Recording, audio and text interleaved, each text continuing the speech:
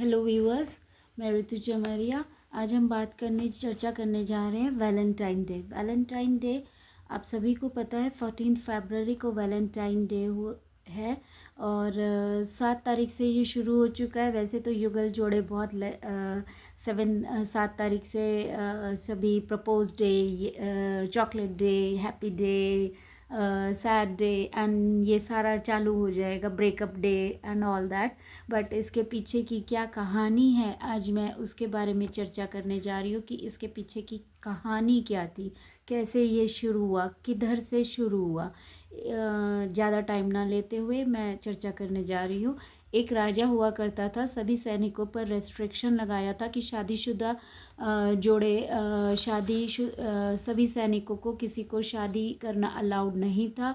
शादीशुदा, उनका मानना ये था कि जो शादीशुदा सैनिक होते हैं वो सेना में एफिशिएंसी नहीं दे सकते, तो इसीलिए उनकी शादी के लिए रेस्ट्रिक्शन लगा दिया गया था।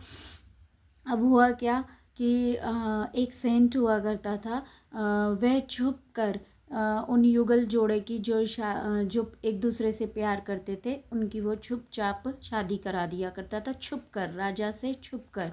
तो राजा को पता नहीं चलता था, लेकिन जब राजा को पता चला तो उसने उस सेंट के लिए मृत्युदंड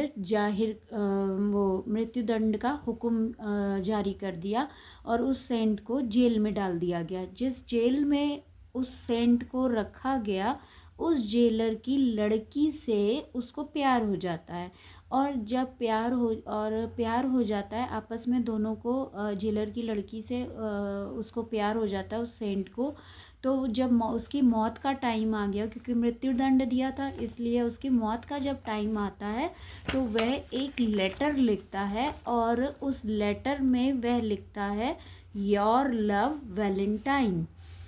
अब ये जब लिखता है योर लव वैलेंटाइन तो उस सेंट का नाम था वैलेंटाइन। उसकी मौत हो जाती है और फिर उसके बाद उस सेंट के नाम पर, जो उसका नाम था वैलेंटाइन, उसको सम्मानित करने के लिए उसके बाद इसको मनाया जाने लग गया। अब ये कहानी उसको सम्मान देने के लिए मनाई जाती है और उस सेंट को सम्मान देने के लिए मनाई जाती है। लेकिन आजकल इसे क्योंकि ये पाश्चात्य संस्कृति का है, लेकिन हमारे देश में भी ये बहुत ज़ोरों शोरों से मनाया जाता है और लोग एक दूसरे युगल जोड़े इसको दिया करते हैं। लेकिन ये प्रेम का सूचक है, इसको प्रेम का सूचक है। तो ये आप किसी भी, मतलब अपने भाई को, बहन को, अपने पति को, स्पेशली तो ये युगल जोड़ों के लिए होता है, लेकिन ये आप अपने दोस्त को, जिससे सभी एक दूसरे को रेड, येलो आजकल इस तरह से दिया जाता है, जिसको आप बहुत प्यार करते हैं, दिल से प्यार करते हैं, उसको दीजिए। उनको हाथ में दीजिए, उनको एज अ प्रपोज कीजिए। और मेरा मानना तो ये है, गॉड सबसे नज़दीक होता है, सबसे डियर होता है, डियर एंड नियर होता है, तो उनको एक देना ना भूलिए। मेरा मानना ये है। बाकी सबकी अपनी मर्जी है, लेकिन God is very near to us. Give one flower to them also. और फिर देखिए चमत्कार। धन्यवाद। ऋतु चमरिया। प्रेम का सूचक है तो प्रेम हमारे राधा कृष्ण जी से भी, राधा कृष्ण जी सबसे ज़्यादा वो प्रेम के देवता माने जाते हैं।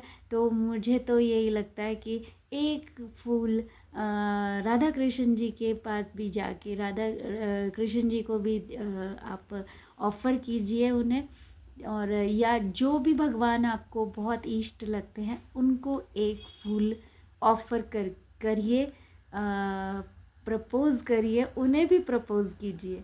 तो जो नए जोड़े हैं, जो शादी करना चाहते हैं, उनके लिए एक छोटी सी टिप है, जाके वैलेंटाइन वाले दिन उनको प्रपोज़ करके आइए, क्या पता आपकी शादी हो जाए।